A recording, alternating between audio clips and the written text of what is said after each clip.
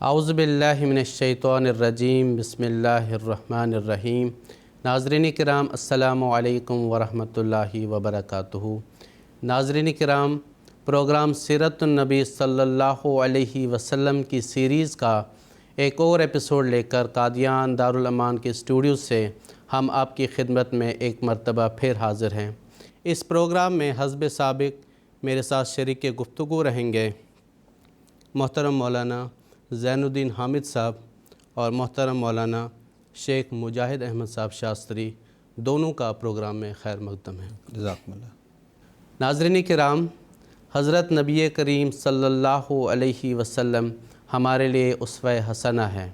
آپ کی سیرت کا تذکرہ کرنا ہمارے لیے باعث ثواب بھی ہے اور ہدایت اور رہنمائی کا بھی موجب ہے۔ ناظرین کرام، اس دور میں جبکہ آپ صلی اللہ علیہ وسلم کی سیرت پر طرح طرح کے اعتراضات کیے جاتے ہیں، آپ صلی اللہ علیہ وسلم کے اسوہ پاک سے لوگوں کو روشناس کرانا اور صحیح اسلامی تاریخ، تعلیم اور روایات و واقعات سے آگاہ کرنا ازحد ضروری ہو گیا ہے۔ اس امر کی تاکید حضرت خلیفۃ المسیح الخامس ایدہ اللہ تعالی بنصر العزیز نے ہمیں بارہا فرمائی ہے۔ آج کے پروگرام کا آغاز کرتے ہوئے میں محترم مولانا زین الدین حامد صاحب سے یہ پوچھنا چاہوں گا کہ حضرت عمر رضی اللہ تعالی عنہ کا قبول اسلام کا واقعہ اسلامی تاریخ میں ایک سنگ میل کی حیثیت رکھتا ہے، ایک ٹرننگ پوائنٹ تھا۔ اس واقعے کی تفصیل سے ہمارے ناظرین کو آگاہ فرما دیں۔ بسم اللہ الرحمن الرحیم۔ سیدنا حضرت عمر رضی اللہ تعالیٰ عنہ کا قبول اسلام کا واقعہ تاریخ اسلام کے ایک اہم ترین باب ہے، اور یہ واقعہ کم و بیش تمام سیرت اور تاریخ کی کتابوں میں درج ہے۔ اس کی اہمیت کے پیش نظر یہ باقاعدہ اس کے بارے میں تاریخ دان اور اسی طرح سیرت نگاروں نے اس واقعے کو بڑی اہمیت دی ہے۔ یہ واقعہ جہاں حضرت صلی اللہ علیہ وسلم کی دعاؤں کی قبولیت کی طرف اشارہ کرتا ہے، دوسری طرف اس بات کا بھی ثبوت ہے کہ اللہ تعالیٰ کا کلام کس طرح انسانی دلوں پر اثر انداز ہوتا ہے اور انسان کے اندر تبدیلی پیدا کرتا ہے۔ تو واقع یوں ہے کہ حضرت صلی اللہ علیہ وسلم کے دل میں شدید تمنا تھی۔ دو روایتیں اس کے بارے میں مروی ہیں۔ ایک جگہ حضرت صلی اللہ علیہ وسلم فرماتے ہیں اللہم اعز الاسلام باحب ہذین الرجلین عمرو بن ہشام و عمر بن الخطاب۔ دوسری روایت میں آیا ہے اللہم اعز الاسلام باحد العمرین، یعنی یہ دو عمر یعنی عمرو بن ہشام اور عمر بن الخطاب، ان میں سے کسی ایک کے ذریعے اسلام کو عزت بخش، اسلام کو مضبوطی عطا فرما۔ یہ صلی اللہ علیہ وسلم دعا کیا کرتے تھے۔ اب واقعہ ہوا کہ حضرت عمر رضی اللہ عنہ کا قبولیت اسلام کا واقعہ جہاں پر مختلف کتابوں میں درج ہیں، تقریباً معمولی فرق کے ساتھ ایک اس کا بنیادی طور پہ یہ واقعہ بیان ہوا ہے کہ حضرت عمر رضی اللہ تعالیٰ کی طبیعت میں بہت سختی پائی جاتی تھی۔ جوں وہاں کے احباب حضور صلی اللہ علیہ وسلم کے حلقہ بگوش میں شامل ہو جاتے تھے تو ان کو سخت سے سخت اذیتیں دینا ان کا کام تھا، یعنی بہت تکلیف پہنچا دیتے تھے۔ لیکن جب انہوں نے دیکھا کہ ہماری طرف سے کسی قسم کی ایذا رسانی کا کوئی صحیح نتیجہ نہیں نکل رہا، مسلمانوں کی غیر معمولی جو ان کا صبر، استقامت اور استقلال کہ جتنا مرضی تکلیفیں پہنچاؤ وہ حضور صلی اللہ علیہ وسلم کے دامن سے وہ الگ ہی نہیں ہو رہے، جب انہوں نے دیکھا کوئی فائدہ نہیں تو انہوں نے یہ پلان بنایا کہ کیوں نہ بانی اسلام کو ہی ختم کیا جائے۔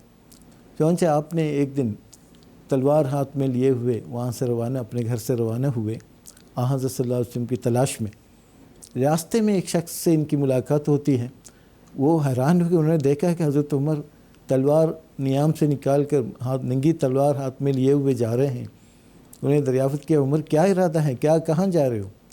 انہوں نے پھر اپنا ارادہ بتا دیا کہ حضرت محمد کو ختم کرنے کے لیے جا رہا ہوں، قتل کرنے کے لیے جا رہا ہوں۔ اس پہ اس شخص نے کہا اب دیکھیں حالات کا جائزہ لے لیں، پہلے اپنے گھر کی خبر تو لو کہ پتہ آپ کو آپ کی بہن اور آپ کے بہنوئی دونوں اسلام قبول کر چکے ہیں۔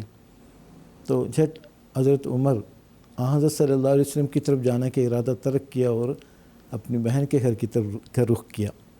جب وہ بہن کے گھر کی طرف پہنچے تو وہ دروازہ زور سے کھٹکھٹایا، اندر سے قرآن مجید کی آواز آ رہی تھی. یعنی حضرت خباب بن ارت رضی اللہ عنہ نہایت خوش الہانی کے ساتھ ان کی بہن اور بہنوئی کو، یعنی حضرت عمر رضی اللہ عنہ کی بہن فاطمہ اور آپ کے بہنوئی سعید بن زید، ان دونوں کو قرآن مجید کی آیات سنا رہے تھے، پڑھا رہے تھے، سکھا رہے تھے. جب انہوں نے حضرت عمر نے یہ آواز سنی تو ان کو اور غصہ تیز ہو گیا. تو اندر کھٹکھٹایا، دروازہ کھولا گیا، پھر اندر گئے تو انہوں نے بڑے غصے میں کہا، اپنی بہن کو مخاطب کر کے، بہنوئی کو کہا کہ کیا تم اپنے باپ دادا کے دین سے پھر گئے ہو؟ ابھی جو کلام تم سنا رہے تھے تو وہ مجھے دکھاؤ. تو فاطمہ نے کہا نہیں وہ آپ کو ہم دکھا نہیں سکتے، دے نہیں سکتے، اس لیے کہ آپ اس کو ضائع کر دیں گے. انہوں نے کہا نہیں میں ضائع نہیں کروں گا، مجھے دے دو. جب فاطمہ نے یہ معلوم کیا کہ اپنے بھائی کا غصہ ذرا فروغ ہو رہا ہے، طبیعت میں ذرا کچھ نرمی آ گئی ہے، تو آپ نے کہا کہ ٹھیک ہے ہم دے دیں گے، لیکن چونکہ ایک پاکیزہ کلام ہے، پاکیزہ ہاتھ میں ہی اس کو دیا جا سکتا ہے. آپ چونکہ اب پاک نہیں ہے، نجس ہے، اس لیے آپ نہا کے آ جاؤ، پھر ہم آپ کو دے دیں گے. یہ بھی یاد رکھنے کے لائق ہے، جب عمر اندر داخل ہوئے تو غصے میں فوری طور پر اپنے بہنوئی کے ساتھ لپٹ گئے. تو بہنوئی کو بچانے کے لیے بہن بیچ میں آ گئی، وہ بھی زخمی ہو گئی. تو جب آنکھ اٹھا کے دیکھا تو پتہ چلا کہ فاطمہ زخمی ہے. اس میں ان کے دل میں بہت تبدیلی آئی، ایک رحم جوش مارنے لگا. انہوں نے کہا نہیں. پھر آ کے وہ نہا کے آتے ہیں، پھر کلام الہی کا مطالعہ کرتے ہیں. وہ سورہ طٰہٰ کی ابتدائی آیت اننی انا اللہ لا الہ الا انا فاعبدنی واقم الصلاۃ لذکری، یہ جو آیات آپ اس کی تلاوت کرتے ہیں تو ان کی کایا پلٹ جاتی ہے، وہ اسلام کی طرف راغب ہو جاتے ہیں. اور پھر انہوں نے کہا، یہ دریافت کیا محمد صلی اللہ علیہ وسلم کہاں ہیں. پھر آپ کی رہنمائی کی گئی کہ محمد صلی اللہ علیہ وسلم ان دنوں دار ارقم میں رہائش پذیر تھے. وہاں گئے تو وہاں پر بھی عجیب ماجرا تھا، چونکہ آپ سے پہلے کچھ دن پہلے حضرت حمزہ اسلام لا چکے تھے اور اس سے بھی مسلمان بہت زیادہ خوش تھے. سارے دار ارقم میں جمع تھے. کہتے ہیں کہ 39 افراد مردوں میں سے اسلام لا چکے تھے. تو حضرت عمر گیٹ پر پہنچتے ہیں تو کھٹکھٹاتے ہیں تو دراڑ سے دیکھ کے لوگوں کو نظر آیا حضرت عمر آئے ہوئے، ہاتھ میں ننگی تلوار ہے. تو آن صلی اللہ علیہ وسلم، چونکہ آن صلی اللہ علیہ وسلم کو اللہ تعالیٰ نے اطلاع دی ہوگی تو حضور نے فرمایا نہیں، ان کو اندر آنے دو. تو جب وہ اندر آ گئے، آن صلی اللہ علیہ وسلم ان کے دامن کو پکڑ کے زور سے ہلایا. فرمایا عمر اب بھی تم شرک میں مبتلا ہو یا توحید کے نہیں آؤ گے. تو حضور صلی اللہ علیہ وسلم کے اس کلام کے ساتھ تو عمر رضی اللہ تعالیٰ عنہ کے اندر ایسی تبدیلی آئی. انہوں نے کہا حضور میں ایمان لانے کے لیے آیا ہوں. چنانچہ آپ حضرت صلی اللہ علیہ وسلم کی رسالت کا اقرار کرتے ہیں اور توحید کا اقرار کرتے اسلام میں شامل ہو جاتے ہیں. تو روایات میں آتا ہے کہ جب یہ واقعہ ہوا کہ حضرت صلی اللہ علیہ وسلم بے اختیار صلی اللہ علیہ وسلم نے اللہ اکبر کا نعرہ لگایا اور سارے موجود صحابہ نے بھی. تو اس طرح حضرت عمر رضی اللہ تعالیٰ عنہ اپنی عمر کے 33ویں سال میں، آپ کی عمر 33 سال تھی جب وہ قبول اسلام کی توفیق پائی، اور آپ بنی عدی کے سرداروں میں سے تھے اور بہت ساری خوبیاں ان کے اندر. بعد میں خلیفہ خلیفہ ثانی بنے. یہ ان کی جو حکومت کا ایام بھی بہت زیادہ اس پہ چرچا کیا جاتا ہے.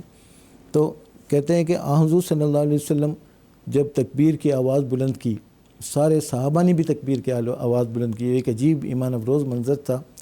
اور کہتے ہیں کہ یہ آپ کے قبول اسلام کے ساتھ ساتھ مردوں کی تعداد 40 ہو گئی. اس کے بعد مسلمانوں کو بہت ساری سہولتیں ہو گئی، علی اعلان اشاعت اسلام کا، عبادات وغیرہ کا. تو حضرت عمر رضی اللہ تعالیٰ کا قبول اسلام، جیسے کہ آپ نے بتایا، اسلامی تاریخ میں سنگ میل کی حیثیت رکھتا ہے اور وہ نہایت ہی اہم ایمان افروز باب ہے. جزاکم اللہ تعالیٰ احسن جزا.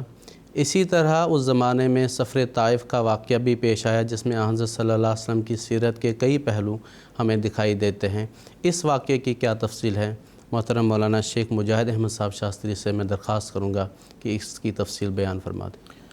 نبوت کا 10واں سال تھا اور ان 10 سالوں میں ہمارے پیارے آقا خاتم النبیین حضرت محمد مصطفیٰ صلی اللہ علیہ وسلم نے مکہ والوں کو خدائے تعالیٰ کی طرف بلانے کی بھرپور اور ہر ممکن کوشش کی.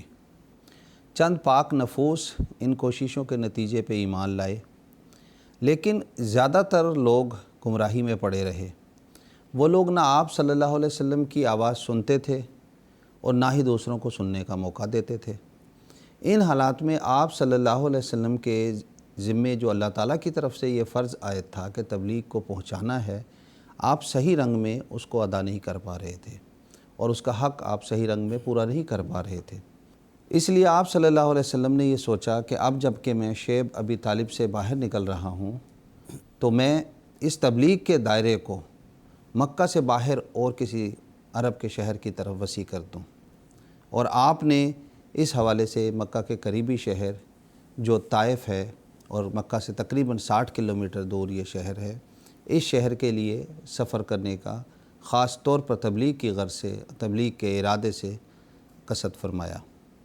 چنانچہ تاریخ میں درج ہے کہ شوال 10 نبوی میں آپ صلی اللہ علیہ وسلم اپنے منہ بولے بیٹے حضرت زید بن حارثہ رضی اللہ تعالیٰ عنہ کے ساتھ طائف کی طرف روانہ ہوئے۔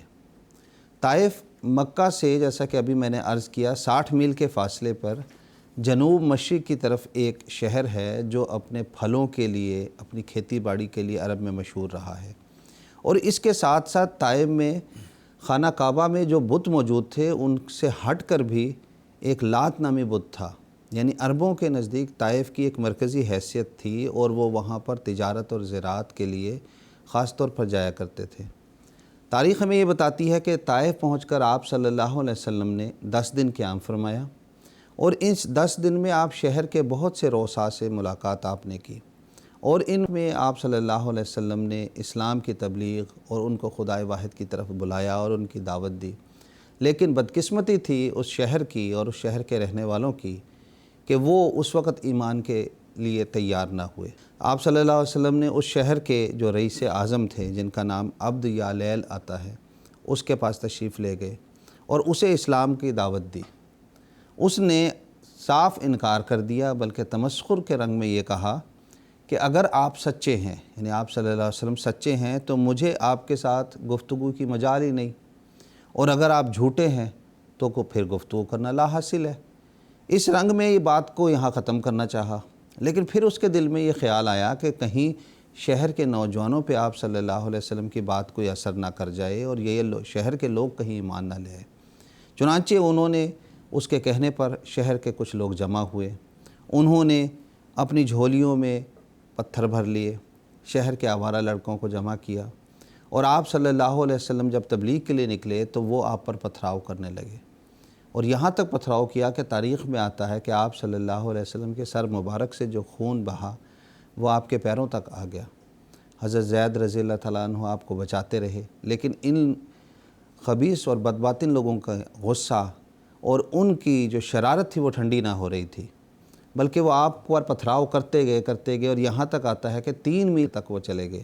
لیکن اس دوران بھی میرے پیارے آقا صلی اللہ علیہ وسلم آسمان کی طرف دیکھ رہے تھے بیچ بیچ میں کہ کہیں خدا کا غضب نہ ان پر بھڑک جائے، اور درد دل سے یہ دعا کر رہے تھے کہ الہی ان لوگوں کو معاف کر دے، کیونکہ یہ نہیں جانتے کہ یہ کیا کر رہے ہیں۔ جب آپ وہاں سے پہنچے تو طائف سے 3 میل کے فاصلے پر مکہ کے رئیس عتبہ بن ربیعہ کا ایک باغ تھا۔ آپ نے اس باغ میں پناہ لی اور وہاں پر آپ ٹھہرے، اور جب آپ نے پناہ لی تو اس وقت عتبہ بھی باغ میں موجود تھا۔ اس نے آپ صلی اللہ علیہ وسلم کو دیکھا تو دور کے جو رشتہ داری تھی، پھر اہل شہر بھی تھا، تو اس کے دل میں ایک نرمی کا پہلو ہوا کہ اس نے اپنے ایک غلام کو، جس کا نام تاریخ میں آتا ہے کہ عداس تھا، ایک تشت میں کچھ انگور دے کے آپ کی خدمت میں بھیجا۔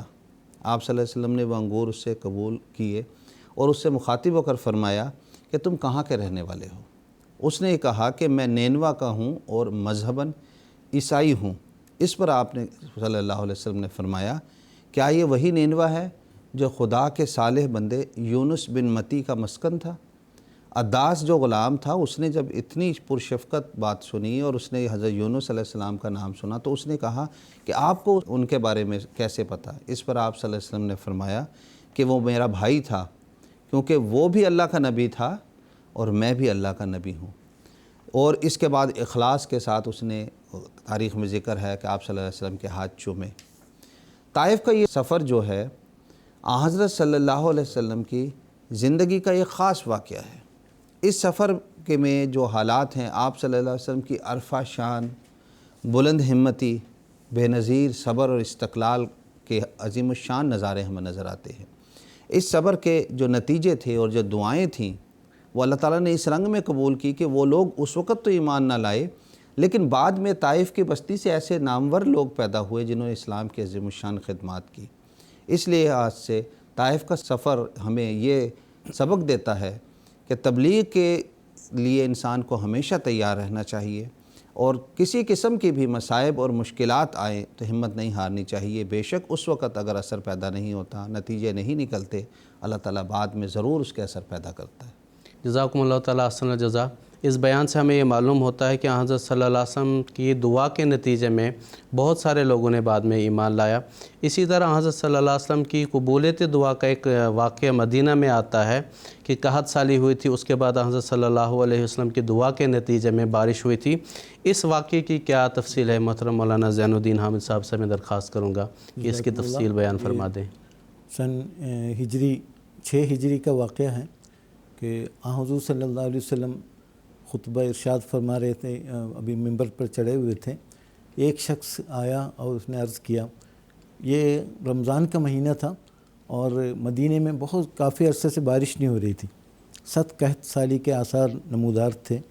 تو شخص نے عرض کیا، حضور بارش کی کمی کی وجہ سے فصلیں ضائع ہو رہی ہے اور بہت سارے نقصانات کا اندیشہ ہے، جانور مر رہے ہیں، حضور بارش کے لیے دعا کریں۔ کہتے حضور اسی وقت اپنے چند صحابہ کو ساتھ لے کر مصلی تشریف لے گئے، وہاں پر نماز استسقاء ادا کی۔ تو روایات میں آتا ہے کہ اس وقت بادلوں کا کوئی نشان نہیں تھا، بارش کے کوئی آثار نمایاں نہیں تھے، لیکن حضرت صلی اللہ علیہ وسلم کی دعا کے نتیجے میں وہ آنن فانن بادل چھا گئے اور بارش برسی، کثرت کے ساتھ بارش برسی۔ اسی طرح قحط سالی کے آثار زائل ہوئے، دور ہو گئے۔ یہ ایک واقعہ آتا ہے۔ دوسرا واقعہ ہے کہ اسی طرح حضور صلی اللہ علیہ وسلم خطبہ ارشاد فرما رہے تھے تو ایک شخص آیا، تو اس نے یہی شکایت کی، حضور بہت زیادہ قحط سالی ہے، بارش نہیں ہو رہی ہے اور جانور مر رہے ہیں، بہت سارے انہوں نے علامتیں بتائی۔ اور سورہ حدیث کی کتاب بخاری میں بھی یہ واقعہ درج ہے اور اسی طرح مشکات وغیرہ میں بھی درج ہے۔ تو بخاری کا جو حوالہ ہے وہ میں عربی عبارت بھی سناتا ہوں۔ تو جاء رجل الی النبی صلی اللہ علیہ وسلم فقال ہلکت المواشی، یعنی جانور سب ہلاک ہو گئے، وتقطعت السبل، راستے جو ہے نا ٹوٹ گئے، خراب ہو گئے۔ تو حضرت صلی اللہ علیہ وسلم نے پھر دعا کی، فمطرنا فی من الجمعۃ الی الجمعہ، پورے ایک ہفتہ، ایک جمعہ سے اگلے جمعہ تک لگاتار بارش برستی رہی۔ تو ثم جاء، پھر وہ شخص آ گیا یا کوئی اور شخص آ گیا، پھر حضور کی خدمت میں عرض کیا کہ تہدمت البیوت و تقطعت السبل، یہی بات کہ گھر جو ہے نا سارے ٹوٹ پھوٹ گئے ہیں کثرت بارش کی وجہ سے، اور اسی طرح راستے خراب ہو گئے ہیں اور مواشی ہلاک ہو گئے ہیں، اور فدعوا اللہ ان یمسکھا، بس دعا کیجئے اللہ تعالیٰ اس بارش کو روکے۔ اب دیکھیں دونوں پہلو سامنے ہیں۔ ایک اب تو آصم کی خدمت میں پیش کر بتاتے ہیں کہ بارش نہیں ہے، قحط سالی کے آثار ہے، حضور بارش کے لیے دعا کریں۔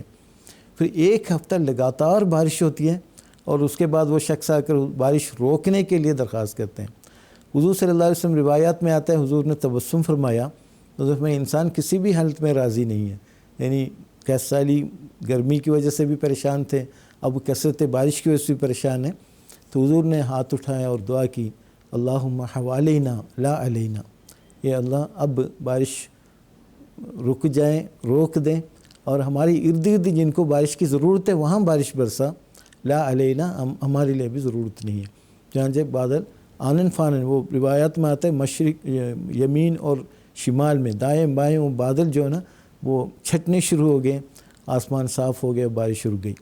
یہ جو قبولیت دعا کے اس قسم کے واقعات ہیں، انبیاء اور اللہ تعالیٰ کے مقربین کی سیرتوں میں کثرت کے ساتھ اس قسم کے واقعات مطالعے کو ملتے ہیں۔ تو یہ انبیاء علیہ السلام کو جو نشان دیا جاتے ہیں ان کی صداقت کے اس بات کے لیے، وہ ایک بہت بڑا نشان قبولیت دعا کا ہی ہے۔ جب انسان کی ایسے دعائیں قبول ہوتی ہے نامساعد حالات میں، ناموافق ماحول میں۔ اب دیکھیں یہاں پر صحابہ کہتے ہیں بادل کی ٹکڑی بھی نہیں تھی، کچھ بھی کوئی اثر نہیں تھا، لیکن جیسے ہی یہ واقعہ ہوا صحابہ مسجد سے باہر نکلے، آنن فانن بادل آ جاتے ہیں، چھا جاتے ہیں اور بارش برستی ہے۔ اس قسم کے بہت سارے، اس کو ہم اقتداری معجزات کہتے ہیں۔ حضرت اقدس مسیح علیہ الصلوۃ والسلام نے اس کو بیان کیا ہے اپنی کتابوں میں، اس قسم کے اقتداری معجزات، یعنی بظاہر انسانی طاقت کے اندر نہیں، لیکن اللہ تعالیٰ کے خاص قدرت کے نتیجے میں، خاص اللہ تعالیٰ کی تائید و نصرت کے نتیجے میں انبیاء علیہ السلام کے ذریعے یا اللہ تعالیٰ کے دیگر مقربین کے ذریعے ایسے آثار، ایسے علامات ظاہر ہوتے ہیں جس سے پتہ، ایک تو اللہ تعالیٰ کی ہستی کا بھی ثبوت کا پتہ چلتا ہے، اللہ تعالیٰ واقعی موجود ہے، اور اللہ تعالیٰ دعاؤں کو قبول کرتا ہے اور ناموافق ماحول میں قبول کرتا ہے، وہ ایک نشان ٹھہرتا ہے ان کے من جانب ہونے کا اور اللہ تعالیٰ کی ہستی کے ثبوت کے لیے۔ جزاکم اللہ تعالیٰ احسن الجزا۔ جیسا کہ آپ نے ابھی ذکر فرمایا کہ اللہ تعالیٰ انبیاء کو اقتداری معجزات بھی دکھاتا ہے، تو حضرت صلی اللہ علیہ وسلم کو بھی اللہ تعالیٰ نے اقتداری معجزات دکھائے، جس میں سے ایک کا آپ نے ابھی ذکر فرمایا، اور ایک اقتداری معجزہ جو شق القمر کے نام سے ہم جانتے ہیں اور قرآن کریم میں بھی اس کا ذکر آیا ہے۔ اس شق القمر کے معجزے کی کیا تفصیل ہے؟ محترم مولانا شیخ مجاہد احمد صاحب شاستری سے میں درخواست کروں گا کہ اس کی تفصیل بیان فرما دیں۔ اللہ تعالیٰ بنی نوع انسان کی ہدایت کے لیے انبیاء دنیا میں بھیجتا ہے، جو نسل انسانی کو خدائے واحد کے ساتھ جوڑتے ہیں اور ان کو ان کا حقیقی معبود بتاتے ہیں کہ یہ تمہارا معبود ہے، اس کے ساتھ تم نے تعلق پیدا کرنا ہے۔ لیکن بدقسمتی ہے کہ انبیاء کی تاریخ کا مطالعہ کرنے سے ہمیں یہ پتہ چلتا ہے کہ اس وقت کی اکثریت جو ہے وہ انبیاء کا انکار کرتی ہے، اور اس کی نہ صرف انکار کرتی ہے بلکہ مخالفت کرتی ہے۔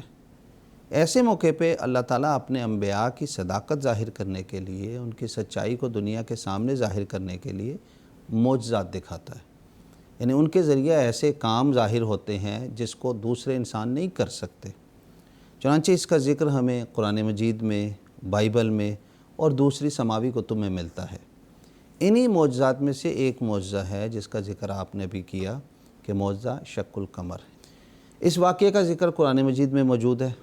چنانچہ سورہ القمر آیت نمبر 2 اور 4 میں اللہ تعالیٰ نے بیان فرمایا، اقتربت الساعۃ وانشق القمر وَإِن يَرَوْا آیَاتًا یُعْرِضُوا وَیَقُولُوا سِحْرٌ مُسْتَمِرٌ۔ موعود گھڑی آ گئی ہے اور چاند پھٹ گیا، اگر یہ لوگ کوئی نشان دیکھیں تو منہ پھیر لیتے ہیں اور کہتے ہیں کہ یہ ایک جادو ہے، اور ایسا جادو ہے جو چلا ہی آیا کرتا ہے۔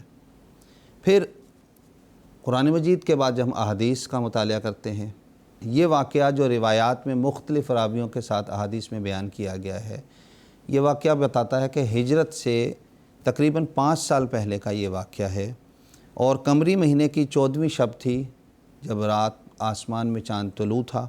اس وقت آپ صلی اللہ علیہ وسلم کے اشارہ کرنے کے نتیجے میں چاند ایک لمحے کے لیے دو شک ہوا اور پھر اپنی اسی حالت میں آ گیا۔ اس معجزے کے بارے میں لوگوں کے ذہنوں میں کئی طرح کے سوالات اٹھتے ہیں۔ مثلاً اس معجزے کی حقیقت کیا تھی؟ کیا واقعی میں ہی چاند دو شک ہوا تھا یا صرف دیکھنے والوں کو نظر آ رہا تھا؟ تیسرا، پھر اس معجزے کی غرض و غایت کیا تھی؟ کیوں یہ معجزہ دکھایا گیا؟ آخر اس کا نتیجہ کیا ہے نکلا؟ چنانچہ ہم جب دیکھتے ہیں، تسلسل سے غور کرتے ہیں کہ جو لوگ اس بات کو یقین رکھتے ہیں کہ یہ ساری کائنات خدا کے کن کہنے سے پیدا ہوئی اور خدا تعالیٰ کے حکم سے پیدا ہوئی، ان کے لیے اس بات کو ماننا کوئی بعید نہیں ہے کہ ایک معمولی چاند جو ہے وہ دو شک ہو گیا، جبکہ وہ اس سے بڑی بات کو قبول کر رہے ہیں کہ یہ ساری کائنات بھی خدا کے کہنے سے پیدا ہوتی ہے۔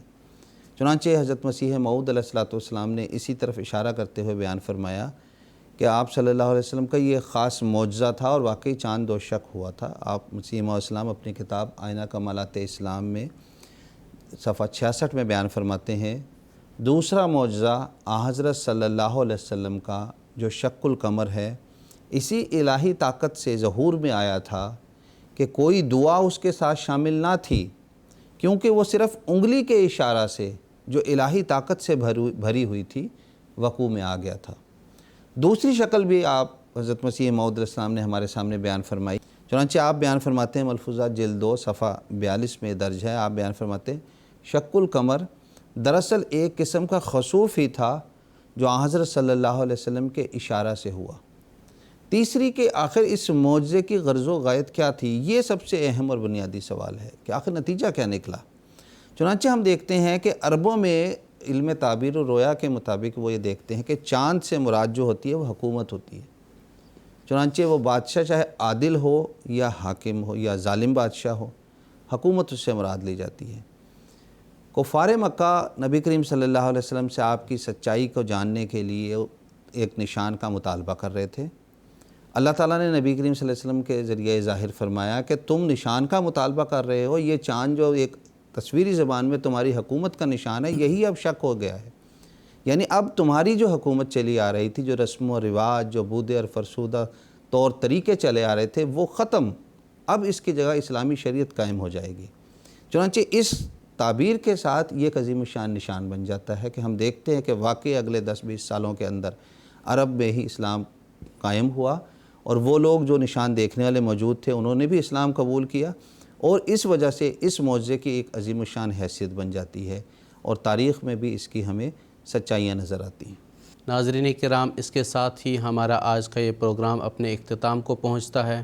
میں اپنے دونوں مجیب حضرات کا شکریہ ادا کرتا ہوں۔ آخر میں حضرت خلیفۃ المسیح الخامس ایدہ اللہ تعالی بنصر العزیز کا ایک روح پرور اقتباس پیش کرتا ہوں۔ حضور فرماتے ہیں، بس آج بھی آپ صلی اللہ علیہ وسلم کی تعلیم اور عمل کی سچائی کے اعلیٰ معیار ہیں جو غیر مسلموں کو اسلام کے قریب کر سکتے ہیں۔ یہ جھوٹ، فریب اور دھوکہ اسلام کے خلاف نفرتوں میں بڑھا تو سکتا ہے، اسلام کے قریب نہیں لا سکتا۔